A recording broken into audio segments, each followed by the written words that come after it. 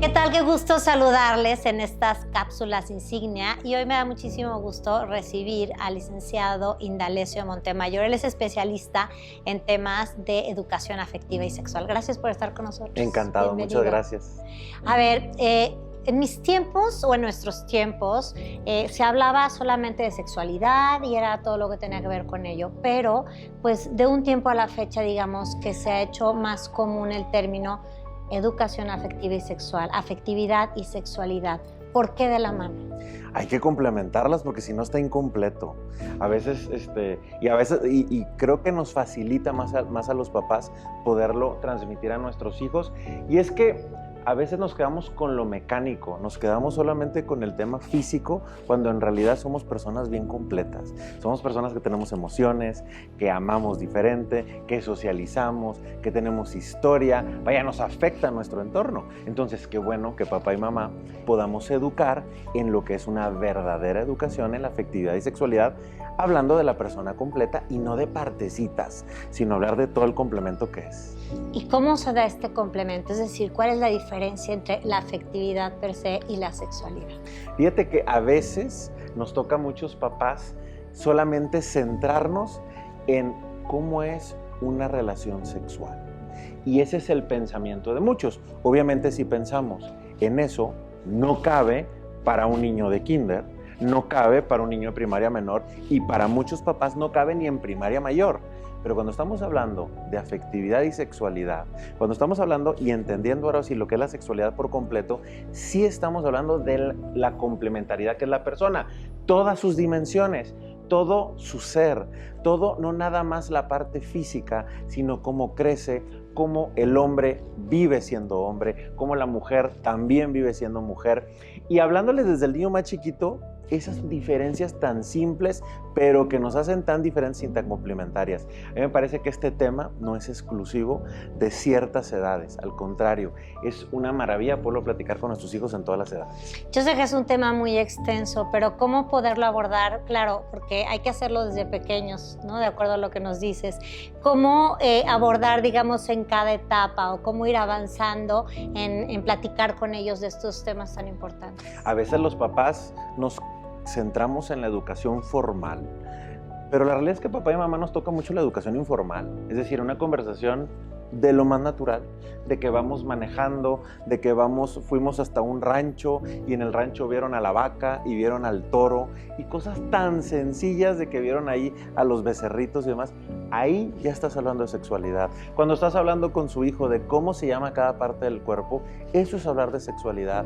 Cuando habla cómo papá quiere a mamá, cómo está enamorado, cómo le da un beso con cariño, ahí está hablando de sexualidad. O sea, es de lo más natural que podemos encontrar y a veces nos estresamos con que tengo que estudiar y todo. A ver, esos simples detalles le transmiten mucho a nuestros hijos. Hablando desde lo más simple y con los hijos más grandes en temas complejos, entre comillas.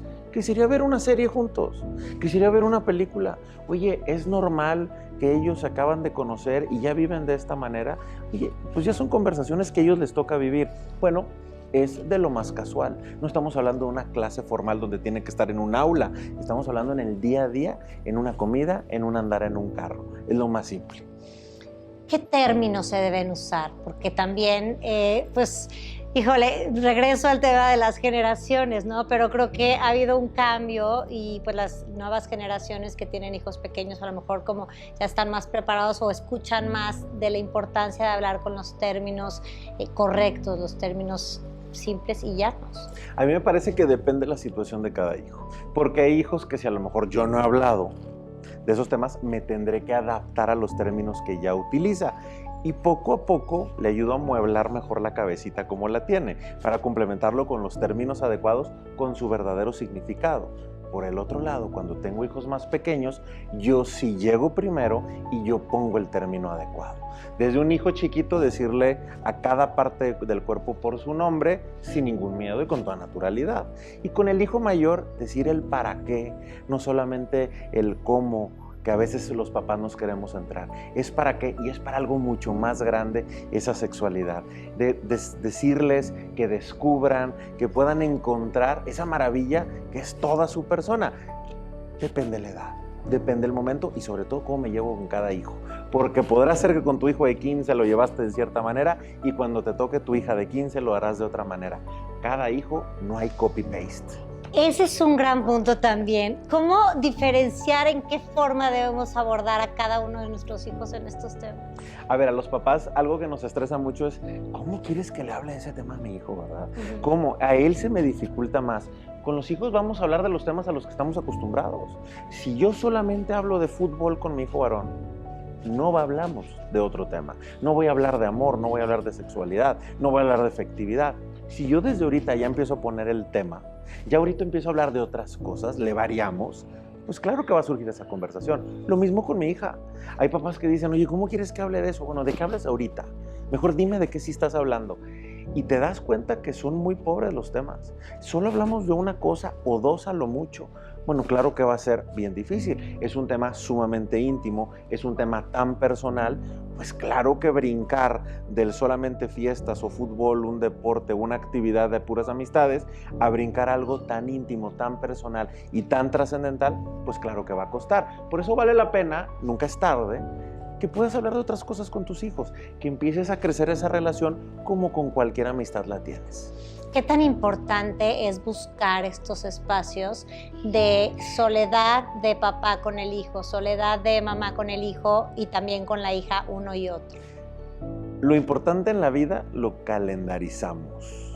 Entonces, a los que nos están viendo, si hoy te invitan a una boda de un ser muy querido, ¿qué haces?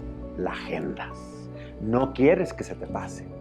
Una conversación con mi hijo, que a veces no siempre tengo, porque yo soy el ocupado o porque tú estás muy ocupada, a veces hay que agendarla y decir, yo ya sé con anticipación cuál es la disponibilidad que tiene mi hijo, yo tengo que adaptarme a esa disponibilidad también. Bueno, lo importante lo agendamos, lo importante le dejamos un tiempo, no el que nos sobra. Y a veces eso que nos sobra es lo que peor queda de nosotros. Hay que dedicarle lo mejor de nosotros también en algún momento. No se trata de todos los días, no se trata, es imposible, pero sí momentos especiales. Para algunas familias servirá un trayecto en un carro, pero está dedicado a eso. Oye, ese traslado al colegio donde te voy a dejar a un partido de fútbol o algo por el estilo, ese es mi momento de conversación. Te voy a llevar al club, te voy a llevar a una reunión con amigos, venimos de regreso.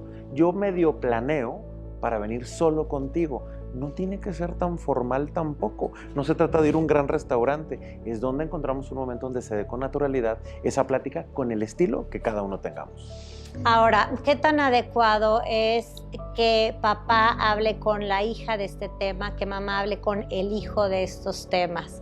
¿O qué tan necesario es que abrenamos? Es decir, en tu experiencia, ¿qué es lo más recomendable? Los hijos necesitan a papá y a mamá. Nos necesitan a los dos. Que si a lo mejor ayuda a que mamá inicie la conversación con la hija, pues sí. Que a lo mejor ayuda más que con el hijo inicie la conversación el papá, pues sí, definitivamente. Pero no es la única fórmula. Y a veces se presta que mamá, por su disponibilidad o por el acercamiento, inicie una conversación o es necesario que lo hable, adelante. Lo que queremos es que sí haya iniciativa, pero necesitan a los dos. No estamos excluidos. No se vale que ya habló mi esposa, yo ya le saco la vuelta. Eso no se vale. Y viceversa tampoco. No le voy a dejar esa tarea. No se trata de delegar, se trata de cómo complementan, cómo papá y mamá se ponen de acuerdo por una conversación tan significativa que es la de los hijos. Y a lo mejor de pronto en ciertas etapas, ¿no? Hay más facilidad de una cercanía con papá y en otra etapa con mamá, etcétera, ¿no? También yo creo que es como algo que en el pulso vamos viviendo los papás de cómo se dan estos momentos de nuestros hijos. No somos lineales, no estamos permanentemente iguales, afrontamos diferentes crisis, situaciones, los hijos tienen retos diferentes y claro que van creciendo. Y la conexión que podemos llegar a tener, pues a veces es más alta con mamá que con papá y luego va cambiando esa curvita, ¿verdad? Porque son momentos. Bueno, ¿cuál es el momento de nuestros hijos? Cada papá y mamá tendremos que ponernos de acuerdo y trabajar en eso. Bueno, esto es como lo ideal, ¿no? Que vayamos trabajando, como dices, en estas conversaciones, en este día a día que vivimos con nuestros hijos y para, como de una manera natural, abordando la afectividad, la sexualidad de nuestros hijos. Pero si ya llegamos tarde, si comenzaron a recibir información antes que nosotros, ¿qué hacer? Trabajar. Hay que entrarle al tema. A veces nos resignamos Y es un gran error que podríamos cometer. Ya llegaron primero. ¿Qué significa eso? ¿Que ya perdimos?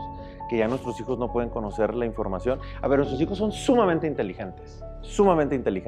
Y la información que a lo mejor ya recibieron, cuando tú la complementas, cuando tú vas creando esa relación de confianza, la estás desarrollando, fomentando, al hijo le queda claro en algo. Papá y mamá quieren mi bien. Papá y mamá no me quieren engañar. Y los de afuera, a veces hay un interés oculto. El hijo es inteligente. El tema es que nosotros también tenemos que ser muy inteligentes. Tenemos que poner todos los medios para que sea una relación cercana y de confianza, que toma tiempo. Estamos desesperados porque todo sea urgente. Si eso ya pasó, pues probablemente ya tenga confianza en otras personas o en otros medios. Tenemos que trabajar en la confianza. Más que trabajar ahorita en corregir una situación en particular, mi prioridad es que mi hijo o mi hija sepa que lo quiero incondicionalmente. Aunque a lo mejor esté en un error, a lo mejor no coincide con los valores familiares, pero mi prioridad es que sepa que lo queremos incondicionalmente. Si eso el hijo lo tiene claro, lo demás se va a dar mucho más fácil. ¿De qué medios, personas, recursos podemos echar mano los papás cuando de pronto nos encontramos ante la imposibilidad de saber cómo abordar los temas? Claro, a veces los papás pensamos que tenemos que cursar un diplomado, que tenemos que tener una maestría y demás. Háblale de tu historia, háblale de lo que viviste. Los hijos quieren saber cómo vive el amor papá y mamá. A veces los hijos le terminan creyendo más a uno de un podcast y demás. Espérame, la historia tuya también cuenta. Oye, es que yo no tengo la especialidad en tal cosa. Espérame, tú ya viviste, ya tienes una experiencia del amor, ya te tocó relacionarte con amistades. Es que no es lo mismo un tiempo del otro. Estamos hablando de amor. Estamos hablando de un lenguaje que es universal. En los medios podrá ser distinto, sí, pero al hijo le interesa esa historia. Le interesa contrastar contra la historia que ve en una serie o en una película, contra la que ocurre en la vida real. La de la vida real es la tuya. Eso sí lo puedes compartir. Tú sí puedes tener una relación de mucha confianza y de apertura, donde tú también cuentes esos retos que te tocó vivir. El hijo quiere vivir eso, no le interesan los ideales. Hay papás que dicen, es que yo me equivoqué en esto, yo estoy en esta situación complicada, ya no tengo la autoridad. Nadie nos quita la autoridad como padres y como madres, independientemente de la situación en la que tú estés viviendo. Este es un gran tema el que acabas de mencionar, porque los ideales es lo de hoy, ¿no? Como que en las películas, en las redes, etcétera, se muestran estas imágenes, ¿no? Del amor ideal, perfecto, en donde ya no es el de los cuentos de vivieron felices para siempre, pero fueron felices a pesar de circunstancias que de pronto no son las adecuadas y al final, me explico, lo ponen como algo agradable cuando pues no es lo adecuado, ¿no? Y te digo, pues mucho de esto, de esta idealización del amor, que yo creo que es importante hablar con los hijos de lo que es real. Claro, los hijos, así como tu hijo, que nos estás viendo, vas a decir, es que él está viendo puros ideales que no son a lo mejor reales. A veces los papás estamos enfrascados también en ese ideal de cómo debería de ser la comunicación, cómo se manejan los temas, que todos vamos a estar felices y somos una familia que siempre estamos abrazados, casi como en fotos de vacaciones. A ver, ese tampoco es el ideal. Así como no es ideal lo que están viendo nuestros hijos, tampoco son esas expectativas erróneas que algunos papás tenemos. Por eso vamos a ponernos en el contexto adecuado de cuál es la situación de cada uno de nuestros hijos, porque cada uno requiere cosas distintas. Te quiero preguntar 3 consejos insignia que tú podrías, sé que es muy amplio y resumir en 3 es complicado, pero 3 consejos insignia para formar en la afectividad y sexualidad a nuestros hijos. Sin ningún orden, pero tienen una relevancia, definitivamente, aprovechar los medios que tenemos. Si tu institución te pone en bandeja de plata muchos temas de formación, pues aprovéchalos. No nos damos cuenta a veces, cuando estamos en este tipo de colegios, de que estamos ante una oferta que nos ayuda a crecer como personas y a crecer como familias. Hay que aprovecharla por un lado. Segundo, trabajar en la relación con nuestros hijos.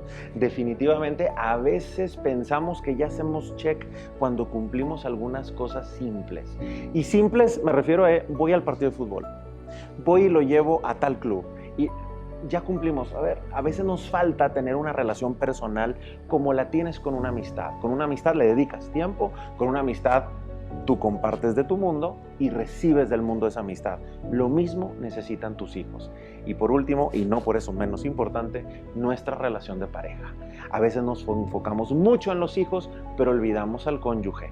Necesitamos fortalecer nuestra relación de pareja porque es la mejor herencia que también le podemos dejar a unos hijos. Independientemente de la situación en la que estés, que estén muy bien o que a lo mejor sea una situación complicada, o incluso hay quien dirá estamos separados, una buena relación de pareja es ponerse de acuerdo en esa situación. Los que sí estén unidos, los que estén en una relación matrimonial, hay que trabajar en cómo fortalecerla. Tarea todos tenemos. ¿Algo que desees agregar? Muchas gracias, un gusto como siempre venir aquí a Aguascalientes, pero sobre todo compartir con padres de familia y sobre todo honradísimo de trabajar con sus hijos. Al contrario, muchísimas gracias al licenciado Indalecio Montemayor, él es experto en temas de educación afectiva y sexual. Esté pendiente usted porque vamos a seguir transmitiendo para usted más de estas cápsulas insignia.